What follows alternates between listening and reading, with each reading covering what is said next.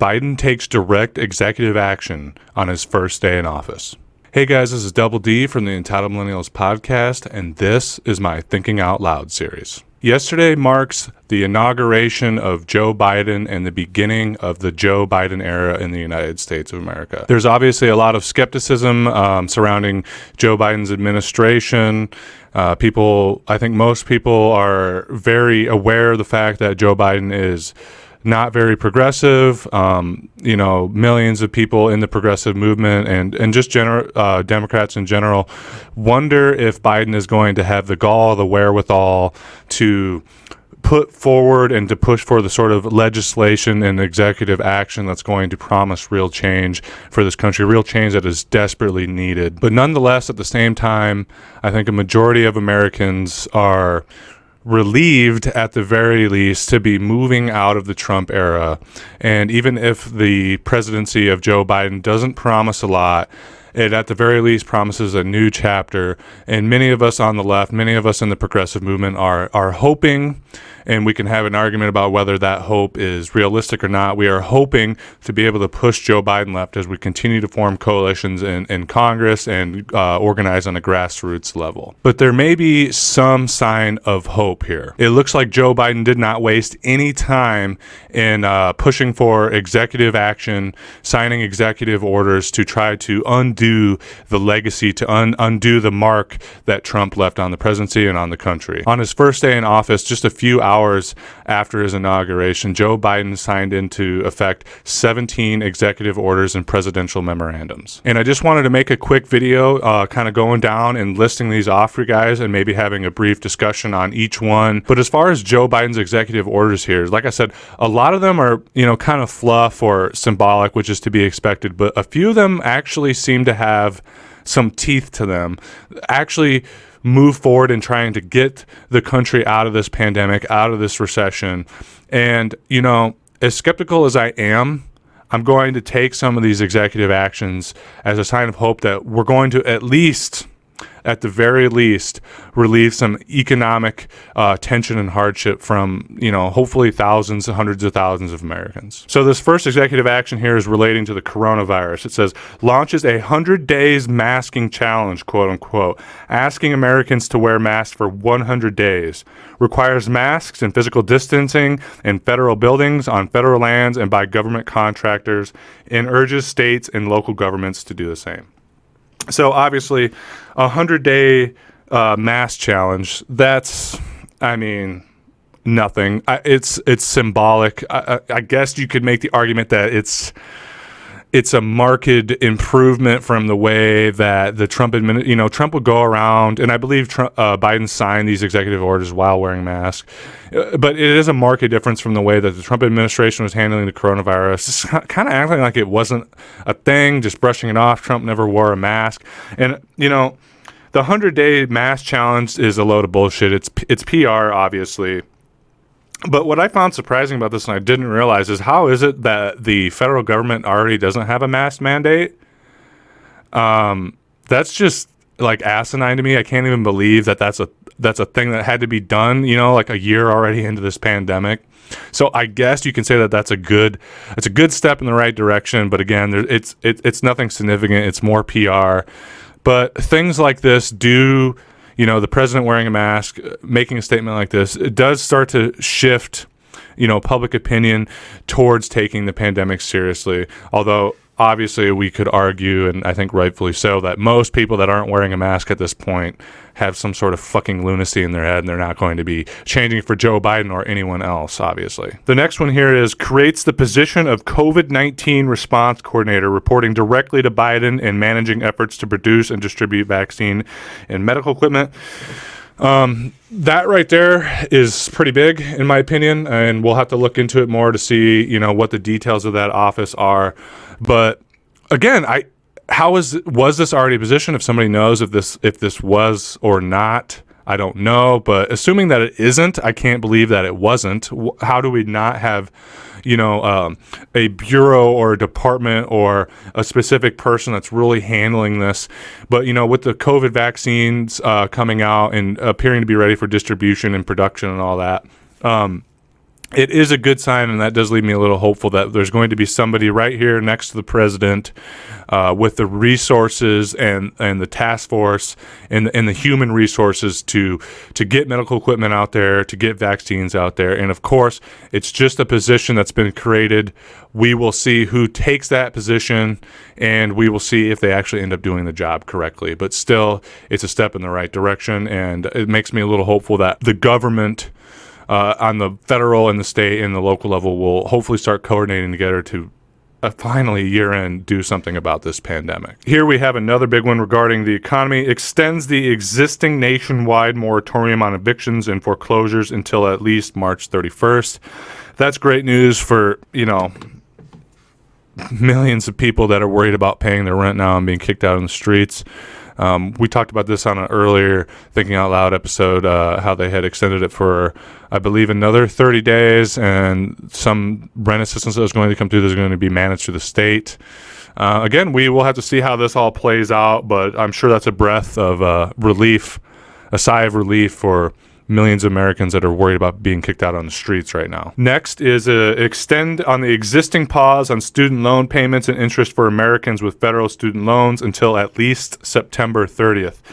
So this is great news. This is great news to me, and I'm sure it's great news to a lot of our younger viewers as well and prospective students. I can tell you from personal experience that not having to pay the $100 to $150 a month to my student loans has it's helped me out a lot, man. So that's great news. But the thing with this is, and I'm not a political expert, but I'm just curious as to whether could he have already done an executive action canceling student loan debt?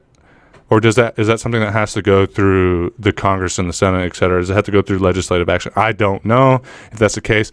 If that is the case, then this is a great sign that hopefully, Joe Biden is buying time for prospective students as they're in the talks to canceling $10,000 to $50,000 in student loan debt. So again, we'll have to hold our breath, but this is obviously another great sigh of relief for millions of people who are already struggling to pay their bills and by no means can handle student loan payments on top of that. The next big one on the list here is it says the United States government will move forward in rejoining the Paris Climate Accord, a process that will take 30 days. So that's huge news after, Donald Trump pulled us out of that. I don't know probably as much as I should about the Paris Climate Accord, but I do know that it's an agreement between some of the biggest world powers moving forward to reduce carbon emissions and pollutions as a whole. And, after the embarrassment that Trump put us through as the leader of the United States, this is just another step in the right direction as far as rejoining the global community. I mean, when you saw Trump associating with world leaders and stuff, I mean, it was just an embarrassment. They were literally like, it's like when you have a group of kids in high school and the cool kids are all fucking hanging out and talking, and then the fucking half brain Ted or weeaboo anime geek kid tries to come up and talk to him, and they all just kind of like turn their back to him. So, hopefully this will be, again, as I said, another step in the right direction and moving towards real action on climate change. Again, it doesn't go far enough, but it is just an executive order. But I hope that this will set the precedent, rejoining the Paris Climate Accord, to hopefully start passing through some legislation that's reminiscent of a Green New Deal in the United States. This one here is perhaps the biggest one on everyone's tongues. I'm sure you probably woke up this morning and saw on your news feed. President Joe Biden has signed an executive order that cancels the Keystone XL pipeline and directs agencies to review and reverse more than 100 Trump actions on the environment. It remains to be seen what those are. I will have to do a little more research and maybe talk to you about it on the podcast. But we know Trump did a lot of reelbacks. Trump administration did a lot of reelbacks on like the EPA and National Park and Wildlife Services. A lot of reelback on that. Canceled, I think, some of the standing of certain areas of the United States that were on the National Park Registry. So again, to me, on surface value, that looks like good news. Next here we have the rescinds the Trump administration 1776 commission, directs agencies to review their actions to ensure racial equity. You know, guys, I don't know a whole lot about that. I'm not sure what the 1776 commission was. If anybody has information on that so we can touch on it on the podcast this week, you want to drop a comment, give me some links, give me some information, what you know about it, so we can talk about it later on. The next here we have is prevents workplace discrimination on the basis of sexual orientation or gender identity. Seems like fluff to me. I'm sure it doesn't really have any teeth. I'm pretty sure there was already, there's federal legislation and state level legislation and regulation that already prevents that. So I don't know that that's anything important other than, a marked statement separating the difference in belief between the Biden administration and the Trump administration. Next here we have requires non-citizens to be included in the census and apportionment of congressional representatives. Now, that is huge, because there are, 11 million, as I believe, undocumented immigrants in this country. And a lot of them live in urban centers. And urban centers tend to lean left, to be more progressive, to be, at the very least, democratic, but at the very most, a lot of times leftists. Immigrants are some of the most ostracized, especially illegal immigrants, are some of the most ostracized people in our country, and people that are ostracized tend to be left-leaning and tend to be the most down and out and have the most stake in fighting for progressive change in this country. So having them included in the census so that we can get more representatives in areas that have large undocumented immigrants, that's huge, and that could spell,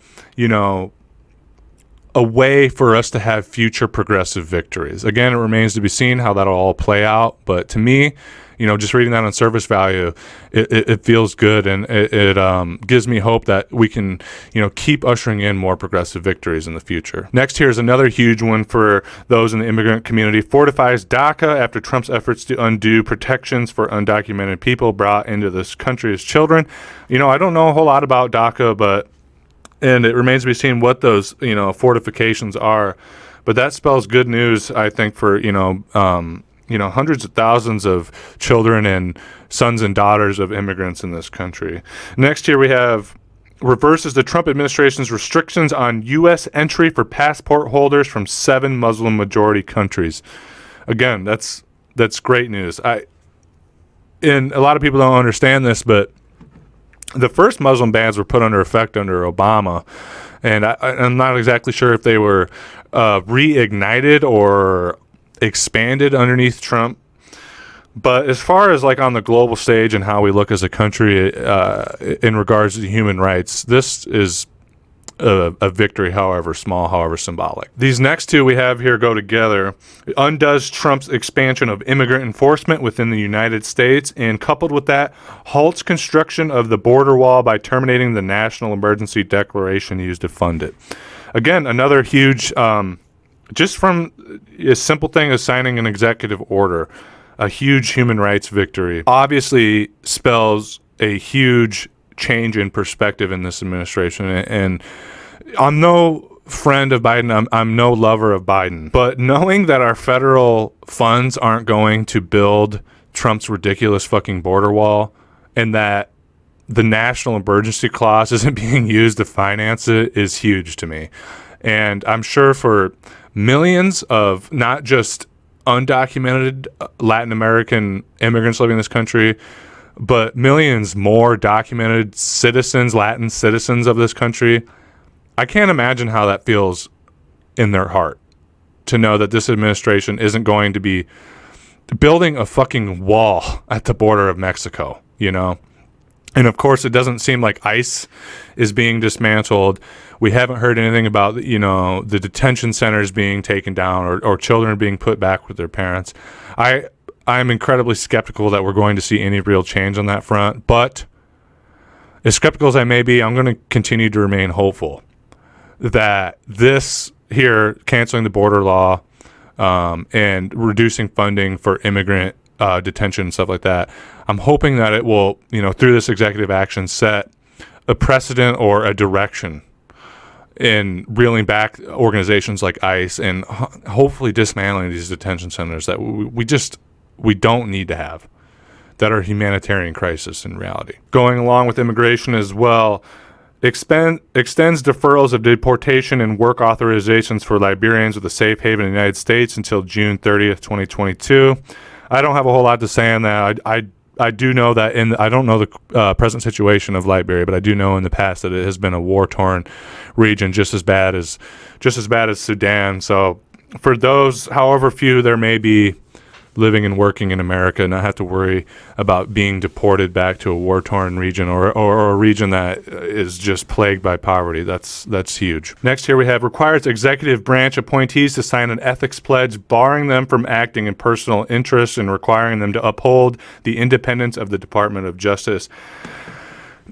All the presidential administrations are incredibly corrupt, but after the brazen in-your-face corruption of the Trump administration, it is, even if it is just symbolic, it is nice to see this. And maybe it ends up being more than just symbolic. I don't know what's in this pledge. Is there going to be some sort of legal backing, some sort of legal teeth behind this for those that are caught with bribery or corruption or lying under oath within the Department of Justice? Will there be consequences for those who pollute the Department of Justice? Will they face prison time? This executive order, this oath, if you will, if it is backed by real legislative teeth, that's good. Because those who participate in any level of corruption in this country need to have consequences. And you can imagine a country where if you face actual, consequences for corruption, either at the corporate and business level or at the government level, you had some real serious implications, some real serious consequences, be it prison time or being barred from holding a corporate position or a government position. So I don't know. I guess it remains to be seen with that. But at this time, to me, it does just seem like a bit of fluff, a bit of, look, we're not going to be a corrupt administration how Trump was.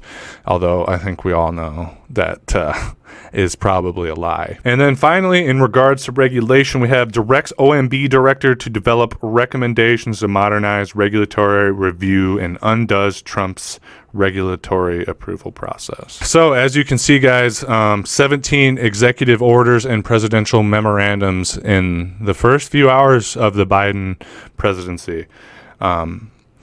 It obviously leaves a lot to be wanted, but I find myself, I was laying in bed last night thinking about it all, and again, no friend of Biden, but seeing some of this, seeing the big separation between attitude and directives between the Biden administration and the Trump administration, seeing the progressive victories that we've had at all levels of government, seeing Democrats, I'll be them, not a whole lot better than Republicans, taking the House, the Senate, the presidency. At this moment, this first day of Joe Biden's presidency, I feel hopeful that we may see at the very least some change. We know Joe Biden's talking about canceling $10,000 to $50,000 of student loan debt. We're hearing real talk about raising the federal minimum wage to $15 an hour. I don't know, guys. I don't know. I'm again, cautiously skeptical, but I remain hopeful that as we continue to build coalitions, as we continue to do grassroots organization, as we continue to go on strike, as we continue to unionize and win seats for progressives, that we may see some real change in this country. But it needs to be understood that for the last 4 years under Trump, we have been fighting a defensive war. We've been fighting a defensive war and series of battles with Black Lives Matter, with the little progressive victories that we've had by getting progressive seats. We've been fighting a defensive war. Now Biden is in office. Okay, now we don't have the big boogeyman that all the establishment Dems and liberals are telling us that we have to get out of office. Now we can go on the offensive. Now we can fight. Now is the time to really start organizing at a community level, at a state level, at a federal level. Now is the time to start talking about unionizing, about going on strike. Now is the time to start thinking about running for office yourself and doing something for your community. Now is the time to hold our progressive leaders' feet to the fire, to really put the screws to them, to AOC, to the squad, to Bernie Sanders, to everybody.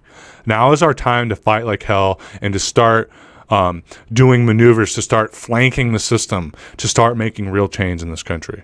Because if we don't take this time to organize and fight back, the next 4 years will just be more status quo with maybe, if we're lucky, a bone thrown in our direction. And I know that this country can't handle 4 more years of that. So anyway, guys, this video went a lot longer than I wanted to. I just want to do a quick as possible breakdown of the 17 executive orders and presidential memorandums that Joe Biden has put forth in his first day in office. Drop some comments. Let me know what you think about some of these executive orders. Let me know what you think about Joe Biden's move. Do you think it's going to be better than Trump? Do you think it's going to be more of the same? Do you think we can push him left?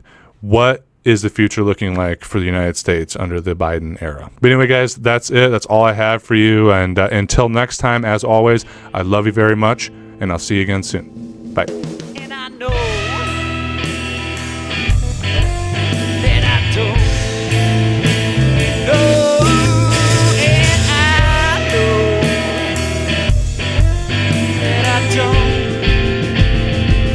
know anything.